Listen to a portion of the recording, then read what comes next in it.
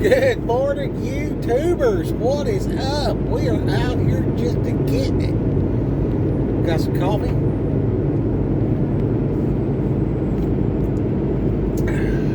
Just right. Not too hot. I don't like it when it burns my face. Why do people drink scalding hot coffee? I don't understand that.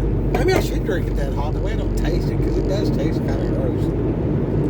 I like to know that my water has been properly filtered and boiled, so the truck stop coffee's the thing to drink for sure, for those two factors. And like you don't fall asleep and crash the truck. That's the C word in trucking, crash. You want to avoid that. Anyway, just a little update. A lot of Chinese people today driving semi trucks through Pennsylvania, and yeah, I see all this preparedness stuff, blah, blah, blah, whatever, but you got to understand, there is so many truckers out here trucking, right? And then there is so many, like all through the 70s and stuff, the main people that came over here was European. You know, I mean, you'd have a few from other places if they were real smart, like going to be a doctor or something like that. But the majority came from Europe. So they use the people that didn't know what was going on, they take advantage of you, and you work real hard for nearly free and they get rich. Okay, so that's just the way it is in the United States of America. That's really the way it is. I mean, it doesn't matter if you're farming, trucking, you know, running a chicken processing factory, whatever, they are definitely going to make all the money they can make. And they do. Anyway, so we're getting up here on I-78. We were in Friarstown at the Flying J, which is one of my favorite ones. I don't know why this thing's all blacked out. Oh, the sun was on it. Good. Anyway,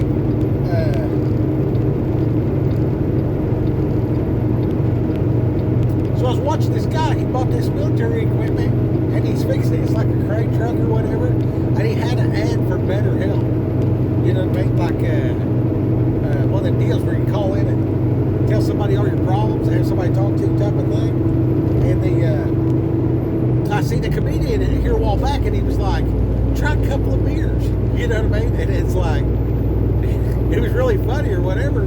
But I wrote in the comments, I was like, you know, have a couple beers, eat a ribeye steak, get a good night's sleep, and then just schedule like every Saturday in the AM to get up at, you know, 4 o'clock or whatever. And, you know, no, I said, have a couple beers, go talk to your smart ass friend and be like, you know, what's my problem or whatever, you know what I mean? Roast me a little bit and identify what your actual problems are. Maybe even write them down. This is a good strategy. It really is. Okay? So you had some fun Friday evening, you had a few beers, ate a steak, freaking talked to your smart ass friend, made a list of what your problem actually is, and then get up about 4 o'clock in the morning on a Saturday. Oh, you schedule it for every Saturday for the rest of your life. Get up about 4 o'clock in the morning, look at your list of problems, or just think of your problems, whatever. Get your phone out. Okay, Google, what does the Bible say about drinking beer? Okay, Google, you know, where does the Bible discuss marriage? Where does the Bible discuss finances? Whatever your situation is. And, you know, where does the Bible discuss, you know, geopolitics or whatever? And then, but don't worry about what it tells you. Just look for the chapter and verse. You Google your problem and say, where in the Bible does it discuss, you know, insert your problem. And these chapter and verse will pop up. So you're just using the phone as a tool to locate in the Bible. Because like, it's hard to, like, who knows where everything's at in the Bible? You know what I mean? And even if you did, you might have forgot. And it might show you one. Maybe you think you know everything, and then here's another one. Oh, wow, let's read that too. You know what I mean? I'm super old school, freaking eye for an eye guy. But then I find out Jesus said the same thing. You know what I mean? Hey, there about me, you know, all New Testament, you know, grace is the place to be. And then I find out that the Old Testament said the same thing before Jesus even was alive. So it's like, God's the same all the time. You know what I mean? Like, mercy and grace has always been here. Just do it His way, because His way actually frees you from the chains that bind and gag and corrupt. Anyway, so it's 4 a.m. You get up and put on a pot of coffee, get out your list or whatever. Hey, Google, where does the Bible discuss my problem? Go to chapter and verse and start studying about it. You know what I mean? Ask God, say, God, show me in your word what you would have me to know. You know what I mean? And have Him inspire you to find the appropriate chapter and verse for what you need. You know what I mean? Use your tools. Use your tools, okay? And this will apply for the whole entirety of your life. You know what I mean? You go to the Bible and you seek these things out. And it's incredible. And you'll find that a lot of stuff that you're striving for is not important. And the stuff that is super important, you're not paying attention to at all. Because you've been distracted. Because the whole world's set up to distract you from reading the Bible. Right? You get on here and tell everybody read the Bible. I mean, you'll go from, you know, 7,000 subscribers to nothing and all your videos deleted. Ask me how I know. Well, I don't know about the 7,000 subscribers, but I do know that I watch my videos and I'll see my subscribers go up, you know, by 30 people, and then 20 minutes later there'll be a comment or something pop up and I'll check it, and I'm 40 less subscribers than I was. You know what I mean? And all that. So, I mean, it is what it is. I'd like to hit 500 just that way I could interact. Like I would, if I had a comment come in right now and I could actually interact with that individual, that would be neat. You know what I mean? And, but I feel like I'm just, you know, set apart in this truck right now, this moment. And I'm just, you know, winging it while I'm driving down the road. You know what I mean? So, kind of like road trip. You know what I mean? Anyway, in my quest to like help God's children, which is you. You know what I mean? Like, I mean, come on, we're made in God's image. So that is enough that I owe you dignity. I don't owe you respect. You got to earn that. You know what I mean? So that needs to be clarification. And the point of this thing was like better help for your mental. Okay, so you've read the Bible some, and then like have some steak and eggs for breakfast, right? And then as the sun starts to go up, and you finish your coffee, your steak, your eggs, you're fat and sassy, ready to go for a walk. Go walk for 20 to 45 minutes as the sun comes up. And ponder what you just read. You know what I'm saying? Like, He is a wonderful counselor. This is some of the best counseling.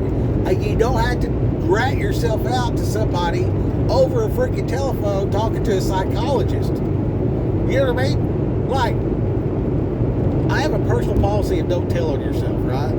And I get on the verge of telling on myself on a regular basis, trying to be transparent on here enough that it's relatable, because I'm not sure who I'm talking to or whatever else like that, and I don't want to modify my behavior based on the audience. I want to remain genuine and true. You know what I'm saying? Like, I will literally give you the shirt off my back. I will literally punch you in the face. You know what I'm saying? Depending on what the situation is.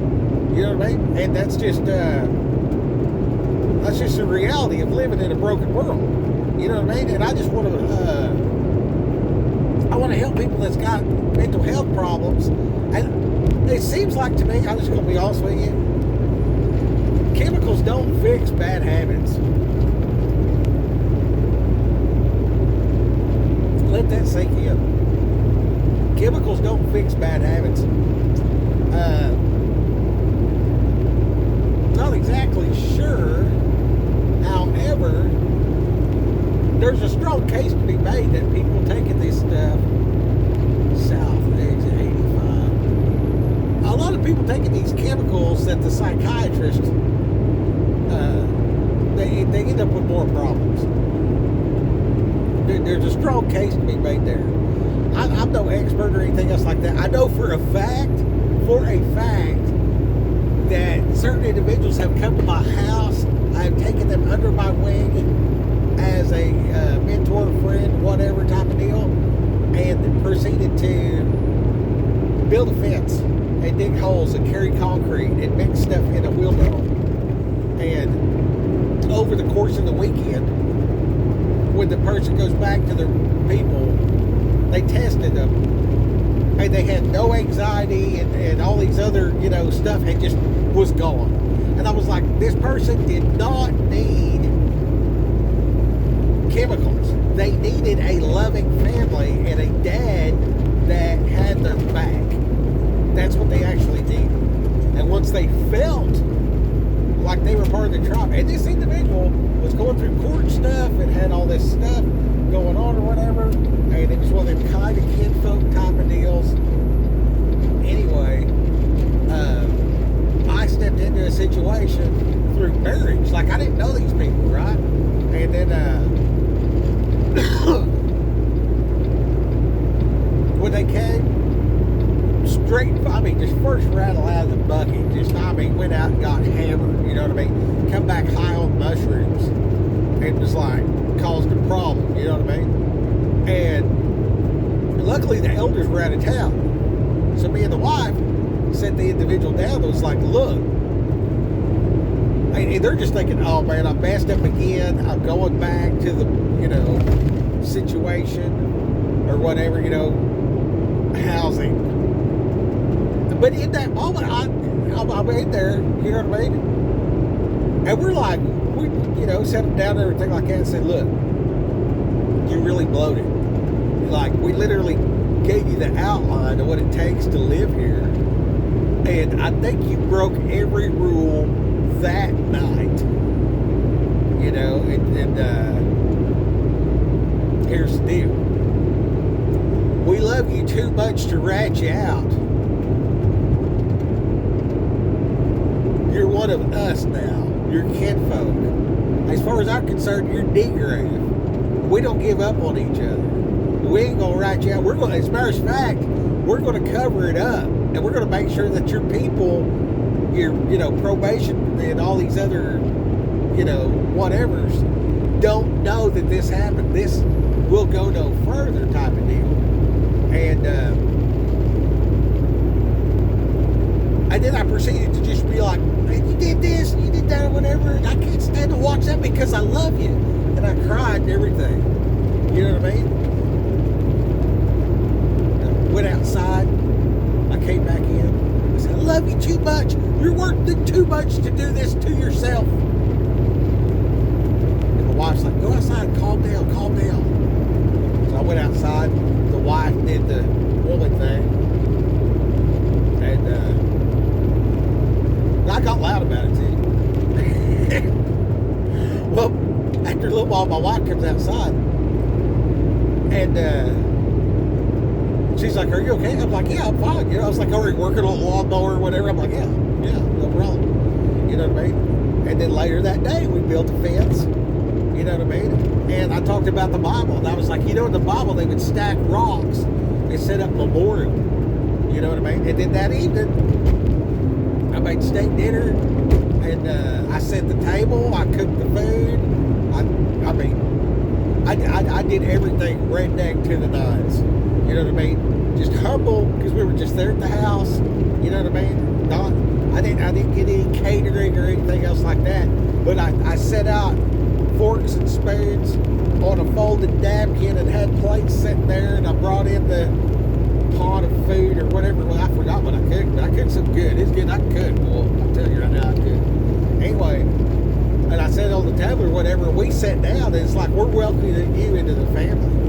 You know what I mean? This day, you become the kinfolk. And we had dinner and celebrated wherever else like that. That was more medicine than any psychologist is ever going to give you. You know what I'm saying? You see it in the gangs. I mean, you see it. Go back and watch the first Fast and the Furious. And just watch that. Don't watch it for mechanical advice on a car, for sure. But watch it. Look at the need for brotherhood. Do not forsake the assembly. It says. That's one of the things it says. It says, "Do not forsake the assembly." You know, the assembling of the man. Do not forsake the hairbrush.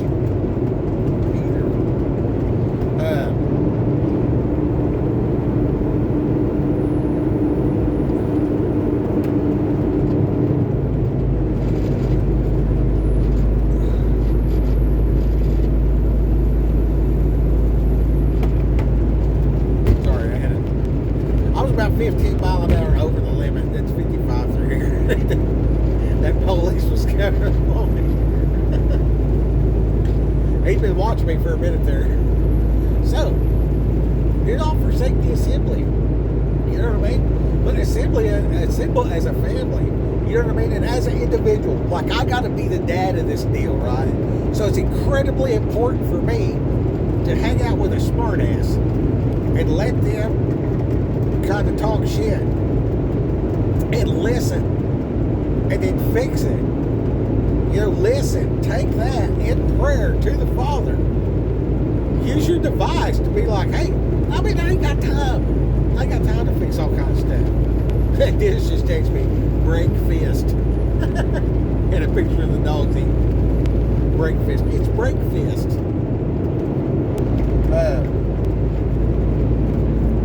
So, it's critical. And I spent so much time by myself, like, dude, I have suffered greatly to come to these conclusions. You guys are really getting the inside scoop without the hassle. You know what I mean? Like, sometimes I'll be reading this stuff about the prophets and stuff like that. And I'm like, man, you know, because I've been through a thing or two. You know what I mean? And when I see these stories of what, you know, David on the run, and then like, I mean, they're fighting until they can't, you know, they got to pry their fingers. Now, I haven't fought until I had to pry my fingers off the gun, but I have had to pry my fingers off of the nail gun. Like, I know what that's like to just be locked up, you know what I mean? I'm just like banging shingles all day long. And, yeah, dude, I used to roof 2 houses a day. At the height of my roofing, I could lay 7 square shingles an hour. And I've bet people money on that. And right now, Fat, Lazy, and the Trucker, I guarantee you, if I went to roofing within 2 weeks, I would be back up to 5 square an hour. I guarantee it.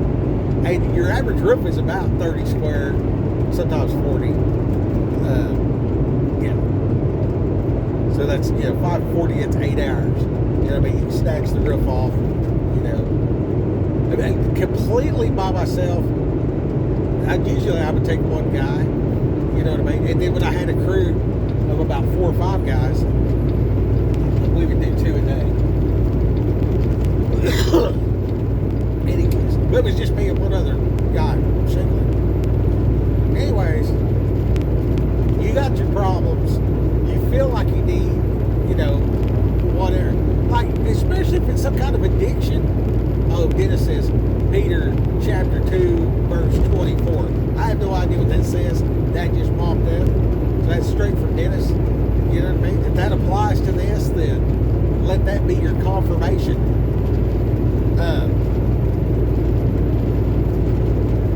If I ask God, what's the problem? You know what I mean? And people say, oh, well, you've been drinking, or, you got problems, and then you tried to cope, you wound up with addictions. That ain't got nothing to do with the problem. Because, like, when you sober up, there's this whole nother issue. You know what I mean? You get sober, and then one of the biggest problems when I got sober was like I had all these problems. I was like, dang, I thought that's because I was drinking. And then I'm like, no, the world's just hard. Like I was drinking because I was dealing with that. So now I'm like trying to fight off the bottle and the weed and all the bad habits. Plus I am still, needing to place Psalm 103.2. It's just, oh, it's Psalm 91. That's for Dennis. Okay. So with those issues, I started drinking. You know what I mean? And then I'm like, well, what's the issue? And I'm like, everybody rejected me. So I have issues with rejection. You know what I mean? And the funny thing is, if you feel like you've been rejected by everyone on the earth, then when the slightest rejection comes, you're overly sensitive and you overcompensate. Or I did anyway. I don't know what anybody else did, but like I would get really mad at people. I'll be like, hey, I need you here at 7 o'clock in the morning. It's like 7:03 and I'm like fuming mad. And, that's just like, So like if you're a big stickler over, the time, and you ain't got a lot of grace with people, especially your loved ones and all that. Like, what are you doing? Well, you got to read the signs in your own life, and you're blind to it. A lot of times you're blind to it, and to get over that, you need that smart ass. I know you know somebody that drinks beer on the weekend. Go over there and say, hey man, I need to figure out my problems. I got a case of beer, and we need to work on this dirt bike. You know what I mean? Like, hold the flashlight. I'll hold the flashlight. You just talk shit the whole time, and like I'm gonna take notes of this and figure out what my problem really is. Get 4 or 5 buddies. You know what I'm saying? Get 4 or 5 buddies and just talk shit. You know what I mean? Go to the bar. Go to the bar. Find somebody you don't even know. And be like, hey man, I'll buy beer all night. You just talk shit. And figure out what your problem is. How much is a night of drinking? $300? Okay. Well, it's about $300 to get started on that BetterHelp. And talk to a professional. Well, what do you think it is? Well, do you want to talk about that? Well, let me prescribe you a mind-altering chemical. And I'm not even a doctor. I have no idea about nutrition. I have no idea about biology. I just, from what you're saying to me, I'm going to prescribe you eat chemicals that alter the way you think. Does that sound right? Does that sound like a process you should engage in? Fuck no, it don't. Hell no. Not for me. Not for me at all. I went to them some bitches when I was young. I got in trouble. They wanted to psychoanalyze me or whatever like that. And they gave me this test. And I was like, I put it on there. They're like, well, it looks like you're doing good, this and that. And they really told me all about it. And I'd been drinking and smoking weed and hiding, dealer activity for years. You know what I mean? I was the guy that drove I was the equivalent of a moonshine runner back in the day. And actually, sometimes I did run moonshine. But nobody thought nothing about it. They're like, oh, wow, that's a 7-year-old kid driving around. You know what I mean? And where I'm from, that's not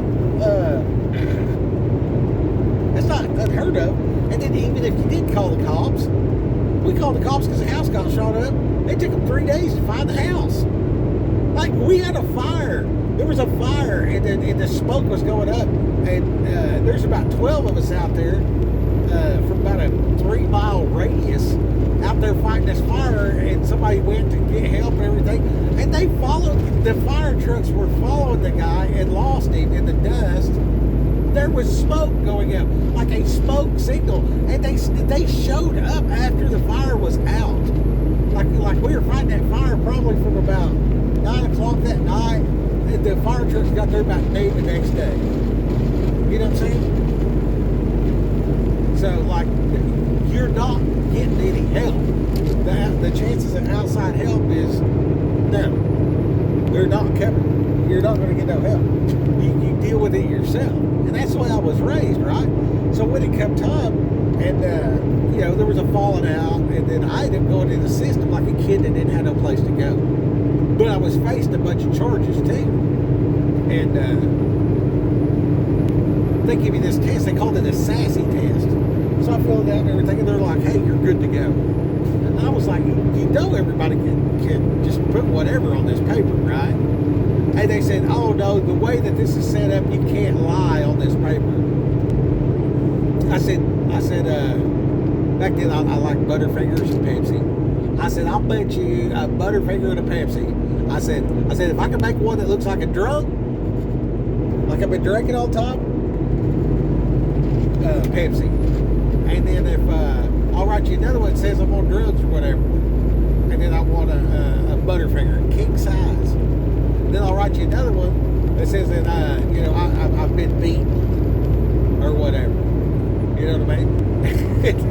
Like I've been abused. I've been beat up my whole life by my, you know, whatever housing situation as a child.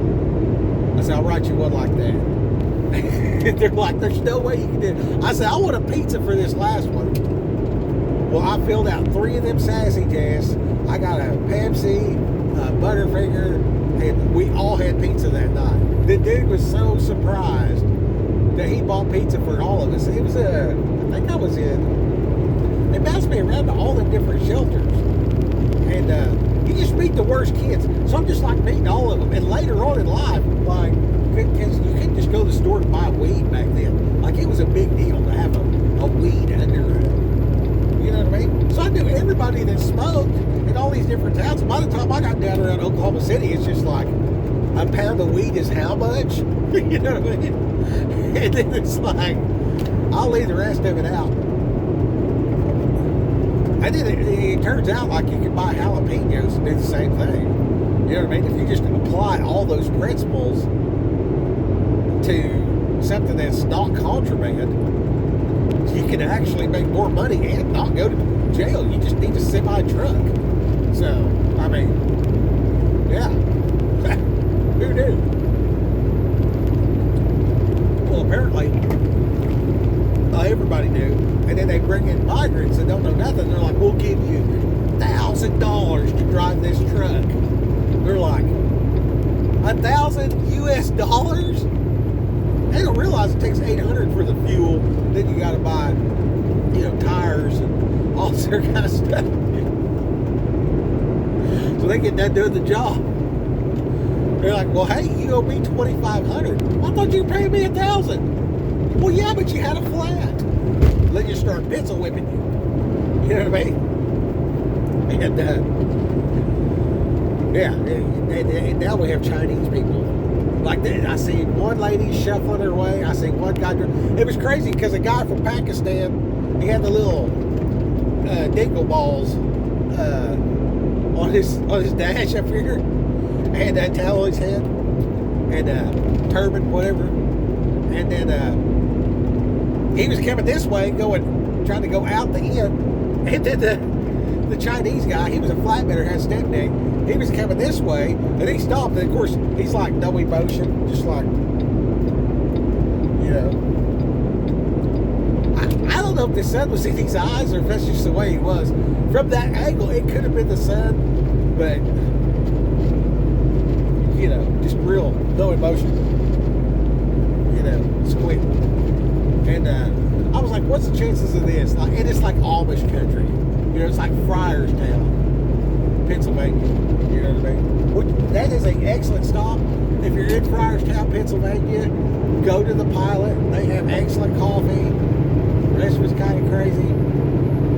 I just paid $17 for a shower, but I had a shower credit for getting fuel, so I actually did not pay nothing. And had to poop, so I just left the door open for the next guy. And that way they can get a shower for free. You don't really see the homeless like you used to. I don't know what's going on. I think they shut down the fentanyl and all the homeless went into rehab or something. Because there used to be zombies everywhere you went. And I don't see them. I don't know if they all died or went to rehab or what. Something changed out here. And that particular drug stop, they wasn't real bad. But this month, I've been to Mexico, to New Jersey twice, and then out to San Francisco, down to Compton, running the parts, the Tesla parts, and then, you know, I'm just going to say this. I took off on the Sabbath last week, and I had $960,000 worth of electronics from Japan that were going to be assembled into some kind of vehicle in Mexico. And I stopped and observed the Sabbath. Okay? So when you're doing things God's way, there is pressure. Do you know how they must have felt when I said, yeah, I'll be there Monday? And they're like, can you get there Sunday morning, blah, blah. And I just said the truth. I said, hey, look, man, due to hours of service, it will be Monday. So that's what I did. And then on this deal here, you know, I'm trying to get back down here where I can possibly go help the tornado victims, do some volunteer work. That would be great. I'd like to get over there and pitch in. And it's en route, which would make sense because I could spend time there and everything.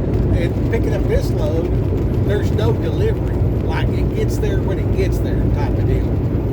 So, I've been checking that background deal, and they won't tell me nothing.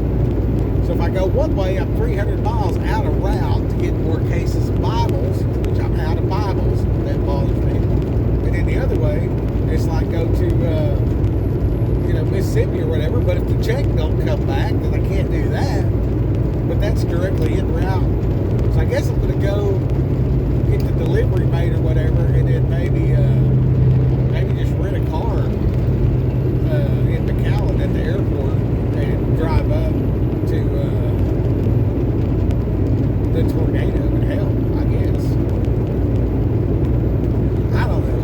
It ain't lining up. Generally, it's always hard for me. Like, there's always, like, hurdles to be jumped.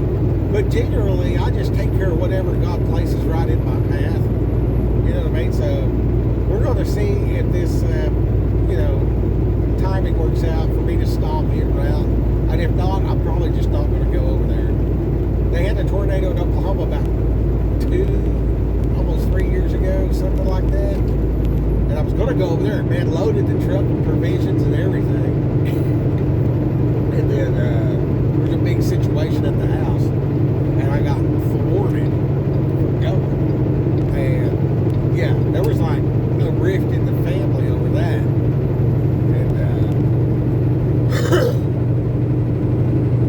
it's just ridiculous that people don't understand what authority is. You know what I mean? It's like you open your house to people, you know what I mean, and provide for them and everything else like that. It's not like some predatory deal like with the truck driving, where they get you out on a limb and then they're just like, oh, by the way, and stick it to you. Nothing like that. I tell everybody straight up, right here and now, before they come over. You know what I mean? This is how it is here. I don't care what everybody else's opinion is or way of doing or whatever else like that. Here, these are the rules. And I mean, like no drugs. Like don't do drugs. You know, if you're hungry, eat it. If you're thirsty, drink it. When you get a chance, put it back. You know what I mean? Like, there's your place to stay. You know, when you get on your feet, here's the rent amount. There's a truck you can drive to work if you have a license, but you're paying the insurance. Basic stuff. You know what I mean? place to live, and a vehicle to drive to work, and I can't find a job, and I got my ID and everything like that, I can't be gainfully employed in 90 days. Dude, I have been walking down the road homeless. I mean, the clothes on my back and a Bible ain't been working by the end of the day. I mean, how much more do you want? You know what I mean? And at that point, you know what happens? You know what happens? Some of them need help like that, and they'll go off and be great. Some of them, you give them that help, and then they won't do right. And, you know, it's like kick rocks. And then they'll turn around and say that you're bad. Oh, you're a bad guy because of blah, blah, blah. You know what I mean? And you can tell which one they're going to be when you start talking to them, and they say that straight out of the gate. You know what I mean? They'll be like, they'll start saying this or that about stuff, and it's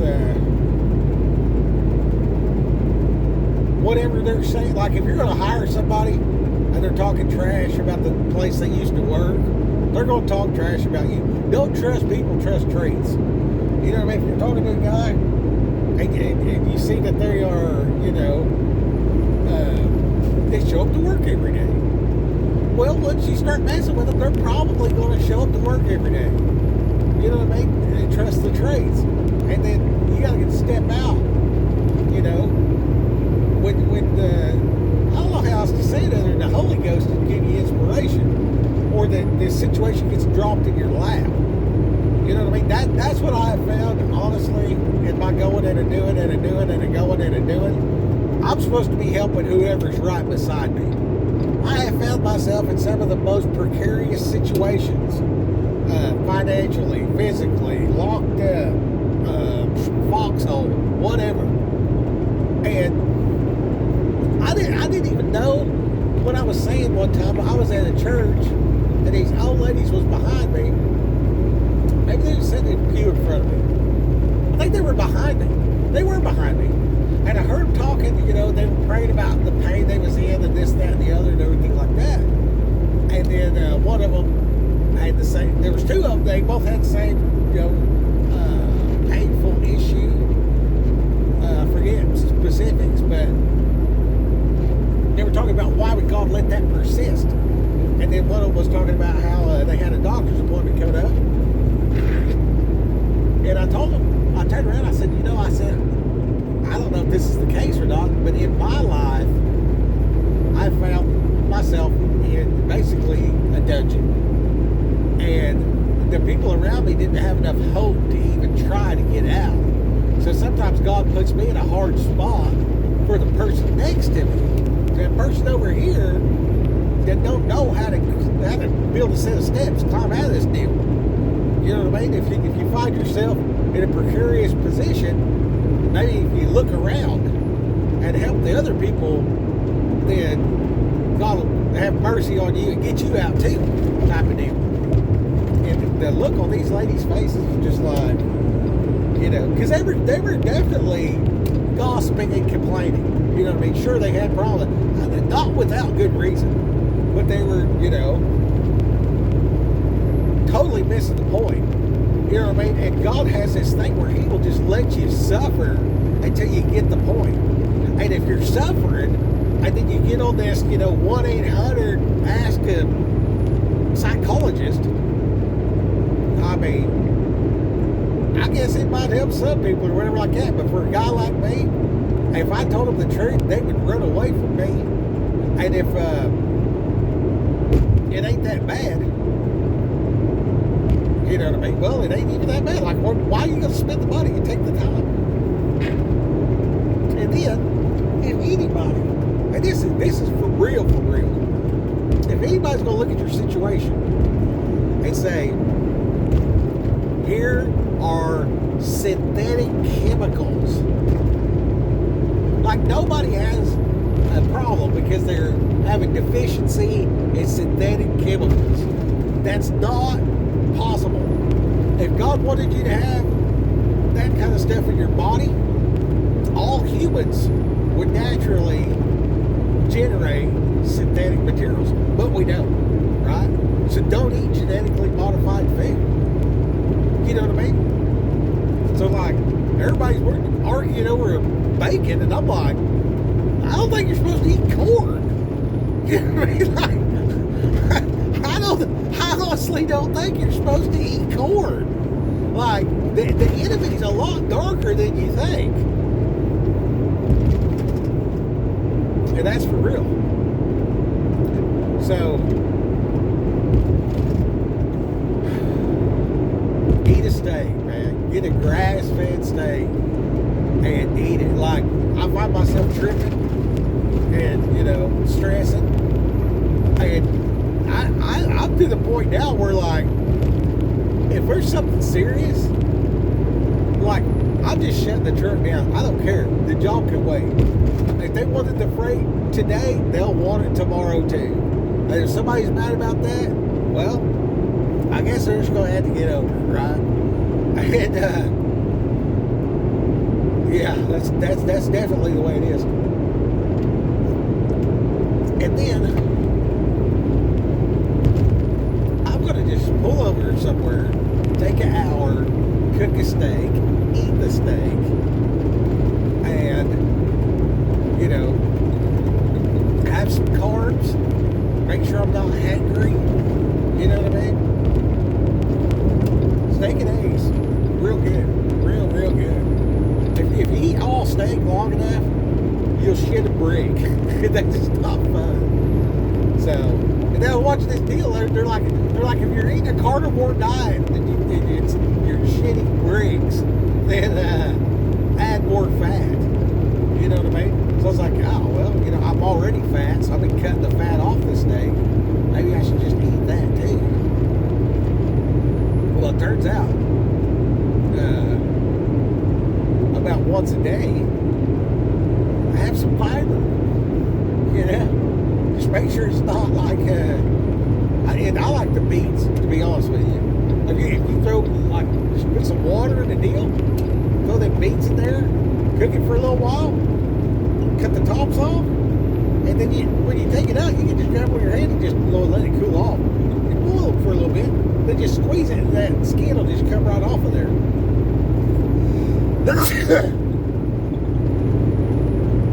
One beet a day, and one of these oranges, that does it for me. You know what I'm saying? I can eat all the carnivore stuff and get all those benefits.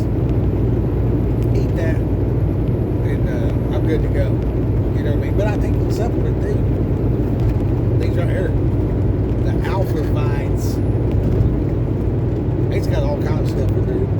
I made a list on there. Anyway, it gets my mind right. But I eat that steak or whatever, and I'm just like, man, I feel good. And those ribeye, grass-fed ribeye at Walmart, about $12. They're thin. So you get your butter hot where it's just about to smoke. And throw that thing in there, salt and pepper that dude, flip it. By the time you salt and pepper that dude, it's just about sauteed. Cut the fire off, slap a lid on it, go walk around, you know, kick your tires, this, that, and the other. And you know, give it 5 or 10 minutes, come back. That thing is rested, and I'll be perfect. And yeah. And then what I do is I put it on the plate actually and cut it all up, and then throw it back in the pan. Set the pan crooked, and then I just dip it in the juice and eat it that way. It's freaking fantastic, for real. If you get them organic yellow onions, cut you about 2 of them, and when you pull your steak out, just let it rest on the plate and saute that onion. I got a good stainless steel, and I got a good metal spatula, and I just cut that onion like he's going to just cut you a piece off about like that. You know what I mean? I just throw it in there like that, and then as it's cooking, I just chomp at it with my spatula, and I just cook it till it's kind of glazy. Throw that meat back in there, mix it around a little bit. It's real juicy and good. Not enough fiber that you can do. And then there's something about the onion that's real good for you, especially in the cold.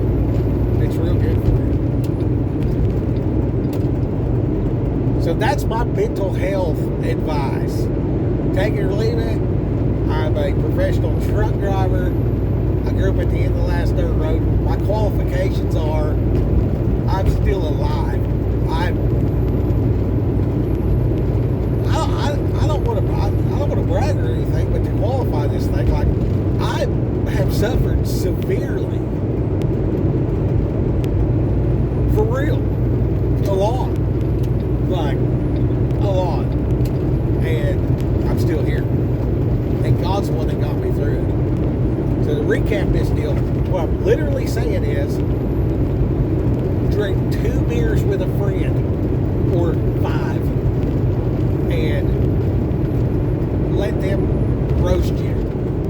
Say, hey, you got a problem? You got a problem? What's my problem then? Oh, smart ass. About 3 beers in. Take notes. Do not get drunk. And at 4 beers, you're done. You're done.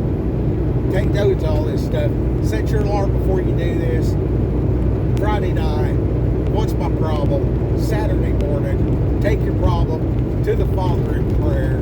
Use your Google device to say, where does the Bible discuss, where does it say in the Bible what my problem is? You know what I mean? Like, where does the Bible talk about, you know, wealth? What is wealth? You know what I mean? Maybe you don't even know what that is. And start defining things biblically. So, Smartass said, you know, whatever problem. I find the problem, chapter and verse. I pray and ask God to help me. I open the Bible, I read chapter and verse, and then I say, okay, Google, show me where the Bible talks about grace. I want to focus in prayer on God, spend 20 minutes at a minimum on the problem, and then spend at a minimum 20 minutes on grace. Then I want to cook steak and eggs for breakfast. Okay? Well, starting about 4 o'clock in the morning, I want to finish up eating and everything like that, and go for a walk while it's dark, and as the sun comes up. Think about it. And everybody can kiss my ass. Everybody can kiss my ass. I don't care what the job says. I don't care what the wife says. I don't care what the kids say. I don't care what the weather is. Whatever. Everything else can wait, because I'm going to be a better employee. I'm going to be a better husband, a better dad, everything, if I fix my problems. And Bill Burr said it the best. He said he was arguing with his woman, and she's pointing out all these flaws. He's like, I'm just going to fix everything, and she won't have anything to gripe about. I'll win every argument by default. That's, you know, the Bible and all the inspiration and stuff like that is a thing. But that smart-ass friend, don't underestimate the power of somebody close enough that you call a friend that is a smart-ass, that's had a few beers, and you're just, you know, talking. Because that's real. That's real. And there's sometimes that there's, like, you'll open up to friends like that, and they'll open up, and it's like, you know, they got problems too. And other times, the whole group will act like it's not a thing and just suck it up, buttercup, and just put it on a shelf. You know what I mean? So there's times where it's appropriate to just put your problem on the shelf and deal with that later. Okay? But that's not, don't deal with it. That's deal with it later. Okay? Later is about 4 a.m. on a Saturday. Later is Friday night. I have a couple beers and a steak, shoot the shit with my buddies, you know, work on a dirt bike, whatever. Stand around a fire pit, you know, those logs in the fire, you know what I mean? And ask a smart ass. And then the next morning, you know, what does the Bible say about this? How do I get over this? You know what I mean? I can't stress this enough. This is problem solving on a level. This is to identify the problem, get the best advice, and then implement grace. Like, okay, God really can't fix this, and I'm really qualified, and Jesus really died for me. Eat a steak and eggs, go for a walk. Bro, I'm telling you right now, if you do that every weekend for 6 months, where are you going to be? Where are you going to be? You know what I'm saying? Like, are you actively, studying the grace of God? You know what I mean? And with that, and then like you're going for a walk and you're eating steak and you're getting your carcass in order. You're getting your vitamins, nutrition, you're walking, dude, you throw in half a gallon to a gallon of water every day, and you're hydrated on top of that. Imagine that. And if you proceed like that, and you're 35, if you're 7, if you're 15, doesn't matter. But if you proceed like that every weekend, where are you going to be? Okay, now they talk about the law. What's the law? Observe the Sabbath.